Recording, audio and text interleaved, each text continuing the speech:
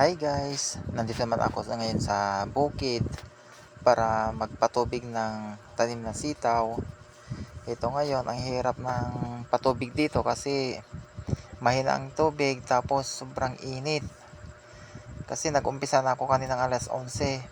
Hinihintay ko kasi yung tubig kanina kaya ito naghintay ako. Kaya hanggang ngayon, hindi pa tapos itong pinatubigan ko hanggang dun pa.